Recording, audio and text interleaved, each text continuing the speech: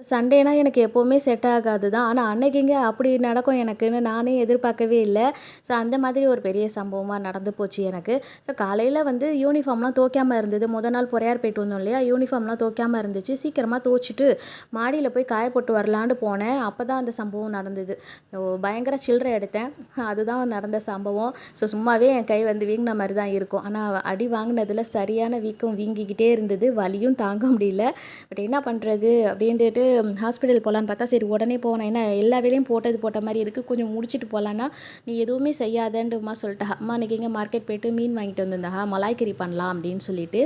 மலாய்க்கறினாலே நான் வந்து அது அழகாக செய்ய சொல்லுவேன். ஏன்னா வந்து நம்ம அந்த டேஸ்ட்டுக்கெலாம் கொண்டுட்டு வர்றது கொஞ்சம் கஷ்டம்.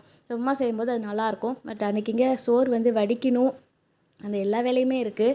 ஏன்னா அவளுக்கு வடிக்கிறதெல்லாம் நான் விட மாட்டேன். சோறு வடிக்கணும், மீனாச்சும் பொரிக்கலான்னு பார்த்தாக்கா அதுவும் என்னால் செய்ய முடியல. நீ உட்காரு ஒரு இடத்துல நான் பார்த்துக்கிறேன்ட்டா. அம்மா இதை தொடமா அதை தொடமா சிந்தி இருக்குண்டாக்கா ஒரு லுக்குன்னு விட்டா. எனக்கு தெரியும் நீ உட்காரு அப்படிங்கிற மாதிரி.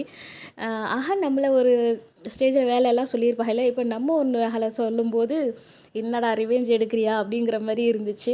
வேறு வழி இல்லை, படியில் உட்காந்து வேடிக்கை பார்த்துக்கிட்டே இருந்தேன். குக் பண்ணுறதெல்லாம் வீடியோ ஷூட் பண்ணிவிட்டு உட்காந்துருந்தேன். சண்டே அன்னைக்கு எனக்கு இப்படி ஆயிடுச்சு. ஒரு வழியாக யூனிஃபார்ம் துவைக்க போட்டுட்டேன்.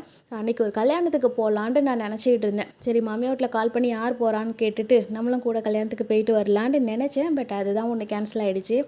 சரி எது நடக்கணுமோ அதுதானே நடக்கும் அப்படின்னு நினச்சிட்டு ஸோ மீன் பாட்டுக்கு வேக ஆரம்பிச்சிடுச்சு. அம்மா எல்லாமே சூப்பராக ரெடி பண்ணிட்டா. பிள்ளையும் கூட சேர்ந்து எல்லாமே ஹெல்ப் பண்ணிகிட்டு இருந்தான். ஏன்னா என்னால் எதுவுமே முடியல.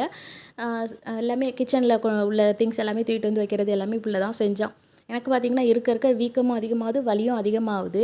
வீக்கமானா என்ன, வலியானா என்ன, பசிக்கும்ல, அப்போ சாப்பிட்டு தானே ஆகணும். அதை முடிச்சுக்குவோம் அப்படின்ட்டு சாப்பிட உட்காந்தாச்சு. நிஹாலுக்கு மீனா இன்றைக்கி இங்கே வேணாண்டாரு. அதுக்கு ஏற்ற மாதிரி மாமியார் வீட்டிலேருந்து பார்த்திங்கன்னா பொட்டிசோறு கொடுத்து விட்டுருந்தா. நிஹாலுக்கு வந்து பொட்டிசோறு வச்சு கொடுத்துட்டு அதில் வந்து சிக்கன் கிரேவி தால்ச்சா அப்புறம் வந்து கஞ்சி இருந்துச்சு. கல்யாணக்கார வீட்டில் வச்சுப்பாங்க இல்லையா, அந்த கஞ்சி இருந்துச்சு. அதெல்லாம் வச்சு அவருக்கு கொடுத்துட்டு நாங்கள் வந்து மீன் கறி சாப்பிட்டாச்சு. ஸோ எனக்குமே அதிகமாக மீன் இது பண்ண மாட்டேன். அன்றைக்கி உமா வந்து மலாய்க்கறி செஞ்சுருந்தது ரொம்பவே நல்லா இருந்துச்சு. அந்த பொரிச்ச மீனுமே சரி எல்லாமே சூப்பராக அமைஞ்சு இருந்துச்சு.